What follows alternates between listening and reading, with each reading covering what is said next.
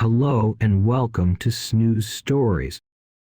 Before we begin, I invite you to find a comfortable position and take a few deep breaths. Allow yourself to let go of any stress or tension from the day and create a peaceful environment for yourself. You might want to dim the lights, light a candle, or diffuse some essential oils, and make sure you won't be disturbed. Now, close your eyes and imagine yourself in a tranquil place, somewhere you feel safe and calm. It could be a beach, a forest, a mountain, or a cozy room. Picture the details of this place in your mind, the colors, the textures, the sounds, the scents. Let your imagination take you there and allow yourself to fully immerse in the peaceful atmosphere. As you breathe in, imagine that you are inhaling peace and relaxation, and as you breathe out, imagine that you are exhaling stress and tension. Focus on your breath and let it become slower and deeper. If your mind starts to wander, gently bring it back to your breath and your peaceful place. Now, let's do a relaxation exercise to release any physical tension in your body. Starting with your toes, curl them tightly for a few seconds, and then release them completely. Feel the relaxation spreading to your feet, your ankles, your calves, your thighs. Then, clench your fists and hold them tight for a few seconds, and then release them.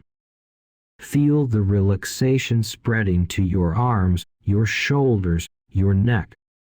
Finally, scrunch up your face and hold it for a few seconds, and then release it.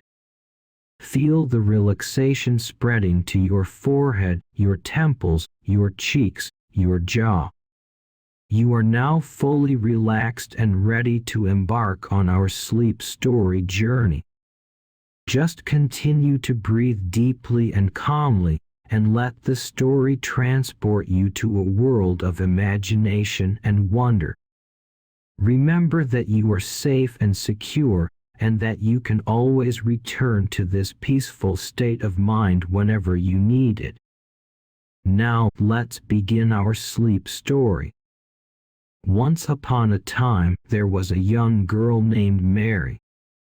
She had been born in India and lived there for most of her life, but when she was 10 years old, her parents died of cholera, and she was sent to live with her uncle in England.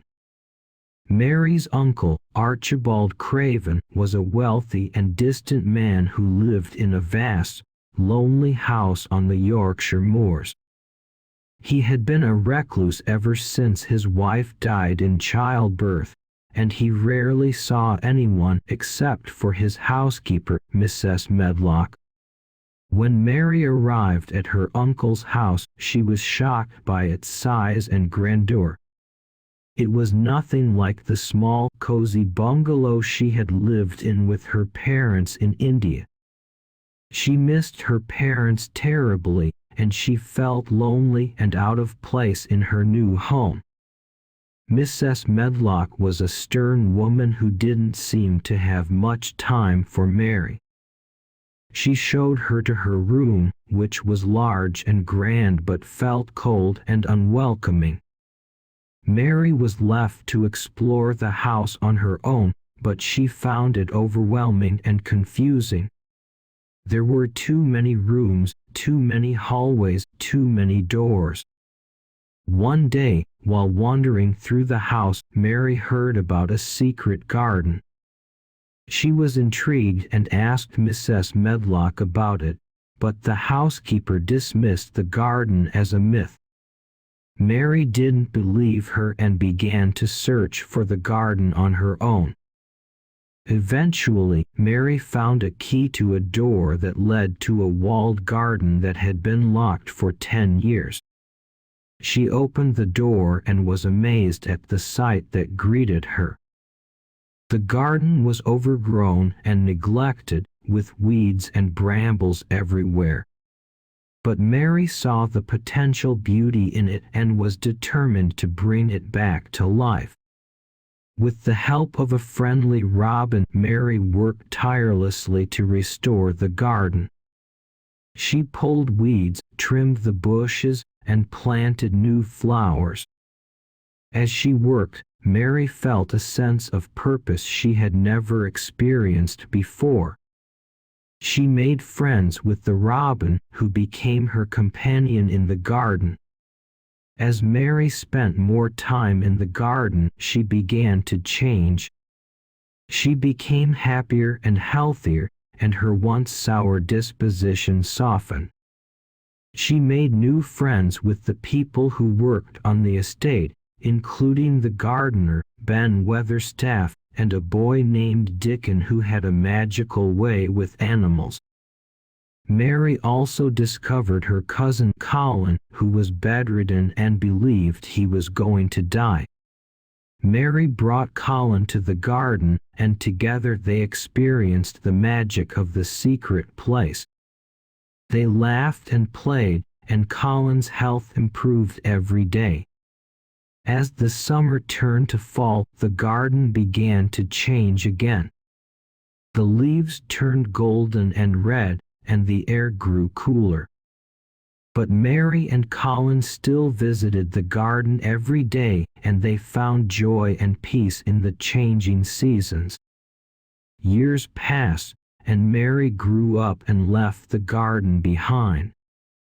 But she never forgot the magic of that secret place, and she always carried it with her in her heart. Now, as you close your eyes and drift off to sleep, imagine yourself in the secret garden, surrounded by the beauty and magic of nature. Feel the cool breeze on your face and the soft grass beneath your feet. Listen to the gentle chirping of the birds and the rustling of the leaves. Let the magic of the secret garden surround you, and allow yourself to feel peaceful and content. Sweet dreams.